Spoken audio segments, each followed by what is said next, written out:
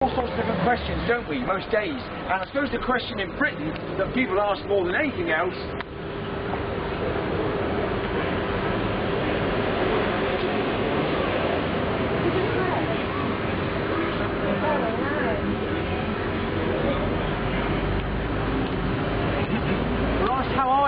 that's the question. We're just talking about questions. And that's the question that we ask each other more than anything else, isn't it? On the phone, hello, how are you?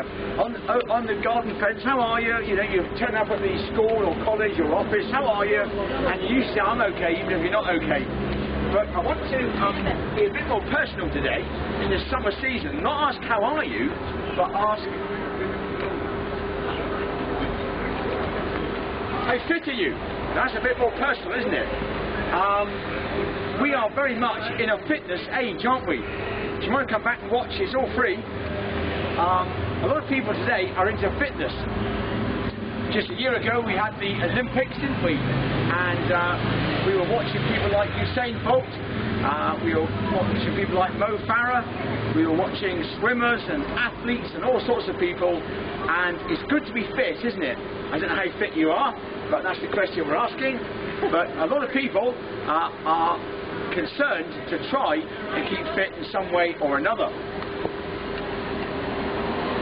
And then in July we had the anniversary of the Olympics, didn't we? And again Usain Bolt and others came back and entertained us.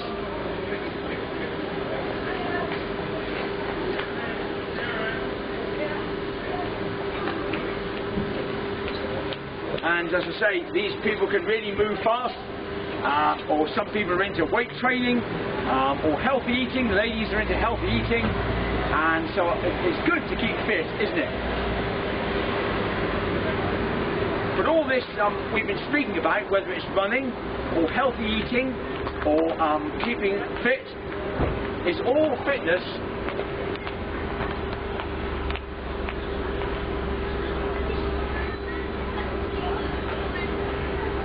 It's all fitness on the outside, isn't it? And it's good to keep fit on the outside. Of course it is. We don't want to end up like a couch potato, as they say. But it's only one type of fitness. There's another type of fitness. When you ask people how fit are you, fitness on the outside is important, but there's another type of fitness that's even more important.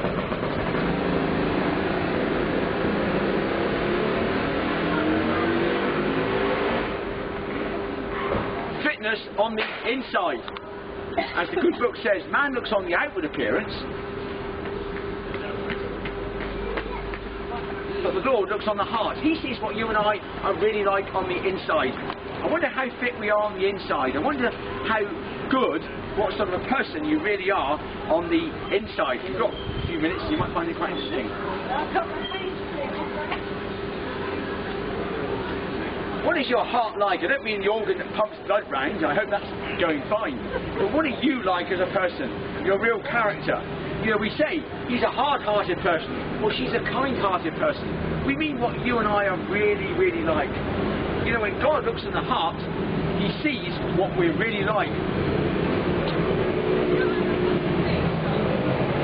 You know, Jesus said, out of the heart comes evil thoughts, sexual immorality, theft, murder, adultery, envy, slander, pride. You know, when Jesus looks in our hearts, he sees what you and I are really like. And it's not a nice picture. You wouldn't like to take your friends to see what your heart was like and how it performed even in the last week. It wouldn't be a picture that you want your friends and relatives to see, believe you me. But God sees our hearts. And he knows that we desperately need new hearts. Not improved hearts, but new hearts. How fit are you on the outside? Well, some you look a little bit more fit than others. How fit are we on the inside? None of us is fit as far as God is concerned. Left to ourselves, we're not fit as far as God's concerned. Here's the third question.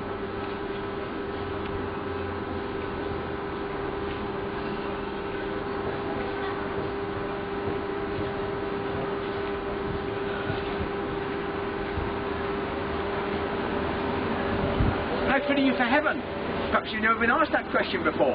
And yet, most people, when they die, they want to end up here, but they haven't a clue how. But the good news is that God has made it very clear how we can get to heaven, how we can be accepted by Him, despite our selfishness, despite our sin, despite all the hiccups and warts and wrong things that we've done and thought and said. God has provided a very clear way that we can be acceptable to Him. And it's not by being religious, you'll be pleased to know. It's not by trying to improve or give a little bit more money to charity, although these things have their place. The way to heaven is through a person. Jesus said, I am the way, the truth, and the life. No one comes to the Father except by me. Why was it Jesus? Why did Jesus have to be the way to heaven? Well, because Jesus lived a perfect life. And God requires a perfect payment for sin. So Jesus was the only person who could pay it. And He did pay it willingly. He died on that cross in our place for our sin, so that we can be forgiven if we trust in Him. Jesus not only died, but He rose again to prove He was the Son of God, and to prove that sacrifice was acceptable.